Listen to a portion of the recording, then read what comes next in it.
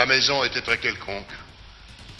Très quelconque était la maison et j'ai eu envie d'entrer, pourquoi pas. Il fallait d'abord suivre une sorte de boyau sombre et bas de plafond, le couloir, et brusquement on débouchait au pied de l'escalier. Ce qui frappait tout de suite, c'était la couleur, parce que tout était violet dans cette maison. Mais pas un violet tendre et chaleureux, c'était un violet sale avec de larges traces noirâtres. Un vilain violet, quoi. Et puis l'odeur, peu à peu, vous prenait à la gorge, une odeur douceâtre et fade en même temps, gluante, qui vous collait un peu la langue au palais. Enfin, tout ça n'était pas agréable. Pas effrayant, mais pas agréable. Je monte au premier étage, et au premier étage, il y avait une très belle porte en bois. Elle était entrebâillée, et moi, indiscret, et juste derrière la porte, il y avait un mur de briques qui était construit. Et je me suis dit, tiens, pour agir ainsi, ils sont peut-être espiègles. Je monte au deuxième étage, et au deuxième étage, il y avait une porte aussi belle que la première. Je m'en approche, je vais l'ouvrir. Elle est peinte. La porte est peinte contre le mur. C'est un merveilleux trompe-l'œil. Je me suis dit, tiens, pour agir ainsi, ils sont peut-être gamins. Je monte au troisième étage, et au troisième étage, il n'y a pas de troisième étage. L'escalier file tout de suite au quatrième. Et je me suis dit, tiens, pour agir ainsi, ils sont peut-être malicieux. Et durant ce dernier tronçon d'ascension, j'ai été pris d'une panique effroyable, comme celle qu'éprouvent parfois les gens qui pratiquent la plongée sous-marine. Un sentiment de claustrophobie et d'étouffement tel que pour en terminer plus rapidement, je me suis mis à gravir les marches 4 à 4. Et bien entendu, je m'essoufflais.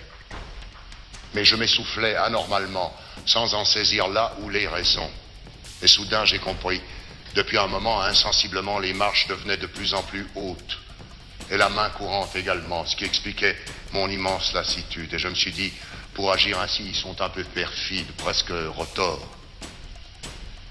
Et puis j'étais tellement au bout de mes forces que pour la première fois, j'ai dû m'arrêter. Pour la première fois. Pour la première fois, je baisse les yeux, je regarde mes pieds. J'ai plus de pieds. Je regarde mes jambes. J'ai plus de jambes, jusqu'aux genoux. Je regarde l'escalier depuis tout en bas. Je me rends compte que depuis tout en bas, toutes les marches de l'escalier sont uniquement composées de lames de rasoir. J'ai rien senti, rien comme dans un rêve. Mais je comprends tout maintenant. Cette odeur de sang, cette couleur de sang, ces marches que je croyais plus hautes. Et c'est moi.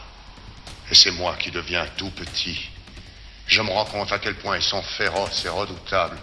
Et je vois ma vie qui s'écoule à son tour le long des marches et je sais, il faut agir tout de suite. Et je reste paralysé, on le serait à moins. Et comme par miracle, soudain, je suis sur le palier du 4e étage. Et là est la porte. Extraordinaire porte, indescriptible. Il y a un cordon de sonnette, je n'ai qu'à le tirer, je suis sauvé. 4, 5 centimètres peut-être, il me manque. La porte est là devant moi.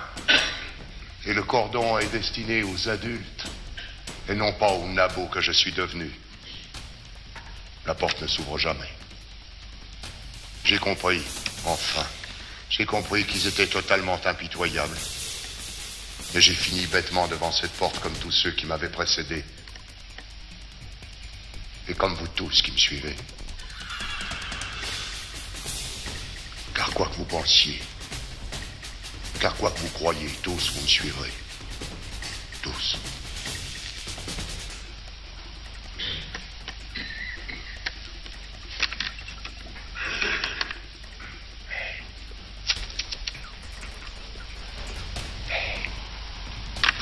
Prenez l'ascenseur!